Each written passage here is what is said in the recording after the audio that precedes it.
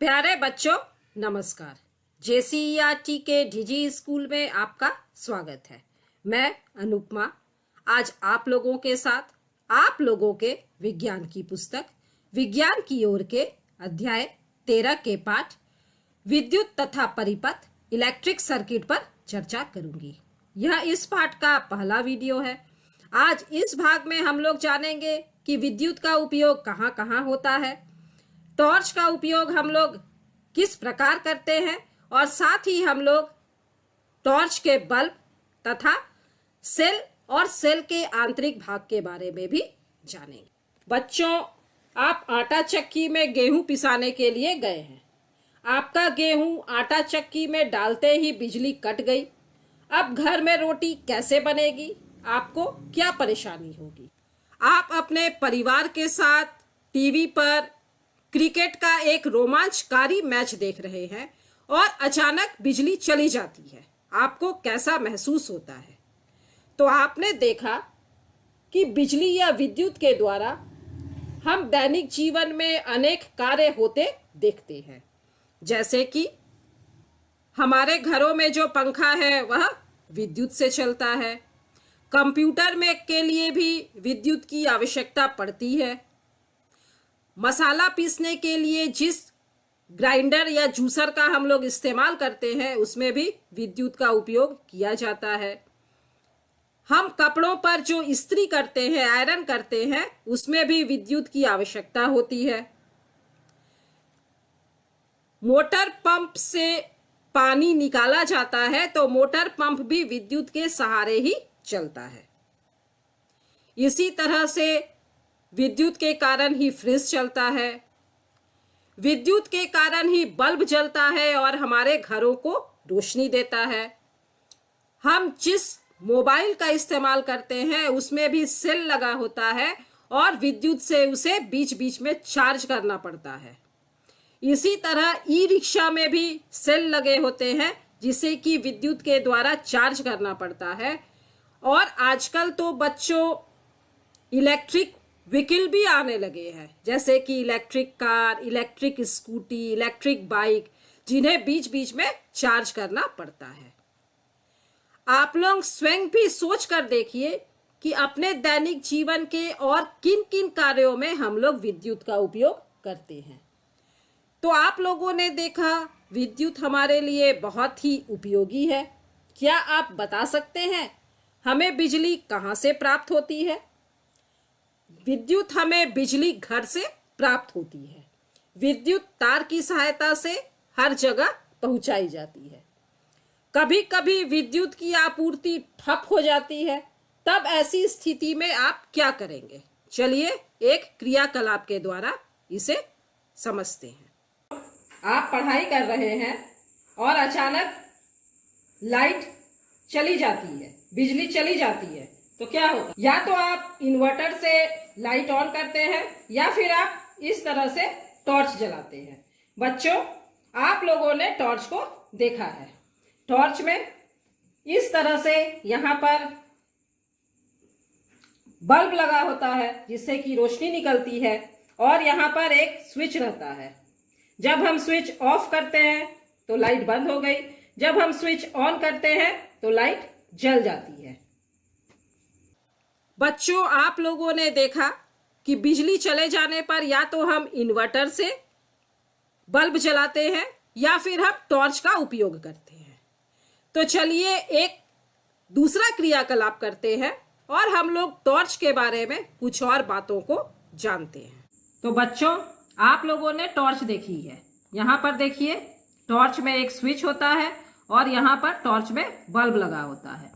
जब हम इस तरह से स्विच को ऑन करते हैं तो टॉर्च रोशनी देने लगता है, प्रकाश देने लगता है। और जब हम इसे स्विच को ऑफ कर देते हैं तो टॉर्च का जो बल्ब है वह जलना बंद कर देता है।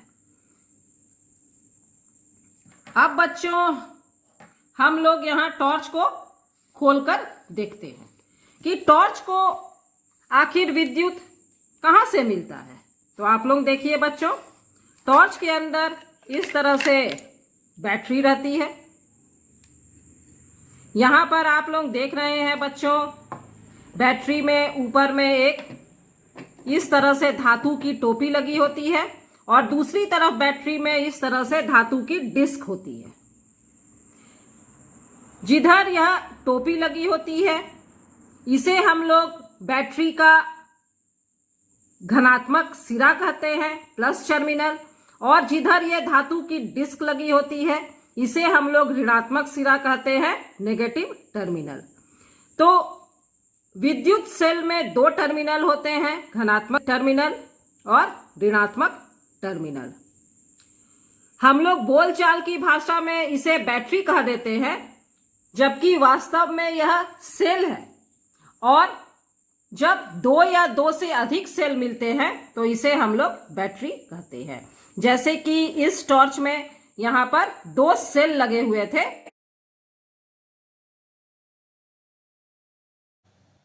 चलिए अब हम लोग इस क्रियाकलाप में दिखाई गई मुख्य बातों को फिर से दोहरा लेते हैं। यहां पर आप चित्र में जलते हुए टॉर्च को देख रहे हैं। टॉर्च में एक बल्ब होता है और एक स्विच होता है। स्विच दबाने पर टॉर्च प्रकाश देने लगता है और जब हम स्विच ऑफ कर देते हैं तो टॉर्च प्रकाश देना बंद कर देता है। टॉर्च को विद्युत कहां से मिलती है? तो टॉर्च को विद्युत सेल से मिलती है, जैसा कि हम लोगों ने क्रियाकलाप में देखा। चलिए अब हम लोग विद्युत सेल के बारे में बताई गई बातों को दोहरा लेते हैं। विद्युत सेल के एक ओर धातु की टोपी और दूसरी ओर धातु की डिस्क चक्रिका होती है। सेल के ऊपर जो धातु की टोपी है वो सेल का धनात्मक सिरा या धन टर्मिनल, प्लस टर्मिनल होता है, और धातु की डिस्क जो होती है वो ऋणात्मक सिरा या ऋण टर्मिनल मतलब माइनस टर्मिनल कहलाता है। यहां हम लोग टॉर्च के आंतरिक भाग को देख रहे हैं। प्लास्टिक के आवरण के अंदर इस तरह से दो विद्युत सेल लगे होते हैं जिसे हम लोग बैटरी भी कहते हैं। यहाँ किनारे में स्विच होता है जिसे हम लोग ऑन ऑफ करके टॉर्च को जलाते हैं। यहाँ पर बच्चों यह है टॉर्च का बल्ब और यह है रिफ्लेक्टर जो कि बल्ब के प्रकाश को फैला देता है। सामान्य बोलचाल में सेल को लोग बैटरी कहते हैं, परंतु एक से अधिक सेल मिलकर बैटरी कहलाते हैं। चलिए अब हम लोग सेल के आंतरिक भाग को देखते हैं। यह है जस्ते की डिबिया जिसके बीच में एक कार्बन की छड़ होती है और यहाँ अंदर रासायनिक पदार्थों का मिश्रण होता है। इस प्रकार के सेल को शुष्क सेल या ड्राई सेल कहा जाता है। इसमें रासायनिक पदार्थ भरे होते हैं। जब हम सेल का उपयोग करते हैं तो यह रासायनिक पदार्थ अभिक्रिया करते हैं और विद्युत पैदा करते हैं।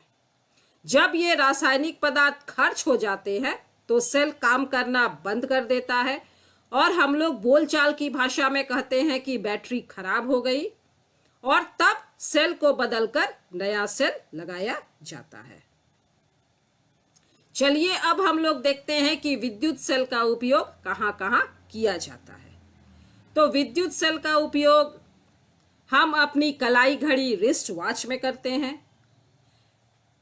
मोबाइल में भी विद्युत सेल लगे होते हैं। रेडियो में भी विद्युत सेल का उपयोग किया जाता है। दीवार घड़ियों में भी विद्युत सेल लगा होता है। कैमरा, उसमें भी विद्युत सेल का उपयोग किया जाता है। अभी कोरोना के समय में शरीर का तापमान नापने के लिए जिस थर्मल गन का उपयोग किया जाता है इसमें भी विद्युत सेल का ही उपयोग होता है। और साथ ही कैलकुलेटर के अंदर भी विद्युत सेल लगे होते हैं। इसके अलावा भी बहुत सारे उपकरण ऐसे हैं जिसमें कि विद्युत सेल का उपयोग किया जाता है। अब बच्चों आपके मन में एक प्रश्न आ रहा होगा क्या घरों में उपयोग होने वाली विद्युत से हम टॉर्च का बल्ब जला सकते हैं? नहीं, घर के विद्युत का उपयोग खतरनाक हो सकता है, इसलिए सावधानी पूर्वक इसका उपयोग करना चाहिए। बच्चों, आप लोगों ने इस तरह का चित्र आसपास के विद्युत उपकेंद्र या विद्युत खंभों में देखा होगा। यह खतरा का चिन्ह है। विद्युत तारों के संपर्क में आने पर गंभीर चोट अथवा मृत्यु भी हो सकती है। अतः आपको विद्युत के तारों, सॉकेट आदि को छूने का प्रयास नहीं करना चाहिए। बच्चों, याद रखें कि जनरेटर द्वारा उत्पन्न विद्युत भी उतनी ही खतरनाक होती है। चलिए अब हम लोग टॉर्च के बल्ब के बारे में जानते हैं। बल्ब में कांच का एक आवरण होता है और यह आवरण धातु की सतह से चिपका होता है। यहाँ पर दो मोटे तार होते हैं जिनके बीच में एक पतला तार होता है जिसे कि तंतु या फिलामेंट कहा जाता है। इन मोटे तारों में से एक मोटा तार बल्ब की सतह पर धातु के ढांचे से जुड़ा हुआ होता है और दूसरा मोटा तार आधार की नोक से जुड़ा होता है। तो इस प्रकार बल्ब के आधार पर जो धातु का ढांचा है यह बल्ब का प्लस टर्मिनल होता है और धातु की नोक जो होती है यह बल्ब का माइनस टर्मिनल होती है।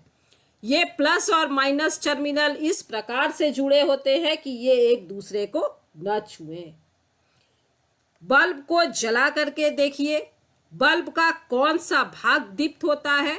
तो बल्ब का जो तंतु है, जो बीच में पतला तार लगा होता है जिसे कि फिलामेंट कहा जाता है, वह दीप्त होता है और बल्ब रोशनी देता है। बच्चों, जब सेल के धन और ऋण टर्मिनल से जुड़े तारों को बल्ब के दोनों टर्मिनल में जोड़े बिना आपस में सटा दें तो क्या होगा? जब हम लोग सेल के धन और ऋण टर्मिनल से जुड़े तारों को आपस में सटा देते हैं तो सेल के जो रासायनिक पदार्थ हैं वे तेजी से खर्च होने लगते हैं और सेल कार्य करना बंद कर देता है। तो ऐसा कदापि नहीं करना चाहिए। आजकल विभिन्न प्रकार के बल्ब का उपयोग किया जाता है जो अधिक प्रकाश देते हैं और विद्युत की बचत भी करते हैं। तो इनमें प्रमुख है CFL, जिसे हम लोग कॉम्पैक्ट फ्लोरोसेंट लैंप कहते हैं, और दूसरा है LED, लाइट एमिटिंग डायोड। तो बच्चों, आज इस भाग में हम लोगों ने जाना कि विद्युत का उपयोग हमारे दैनिक कार्यों में कहाँ कहाँ पर होता है। जब विद्युत नहीं रहती है, बिजली चली जाती है, तो हम टॉर्च का उपयोग करते हैं और साथ ही हम लोगों ने टॉर्च के बल्ब, सेल और सेल के आंतरिक भागों पर भी चर्चा की। अगले वीडियो में हम लोग जानेंगे कि बल्ब किस प्रकार जलता है और साथ ही हम लोग विद्युत परिपथ और विद्युत स्विच के बारे में भी चर्चा करेंगे। मिलते हैं बच्चों अगले वीडियो में। तब तक स्वस्थ रहिए, सुरक्षित रहिए, पढ़ते रहिए। Thank you.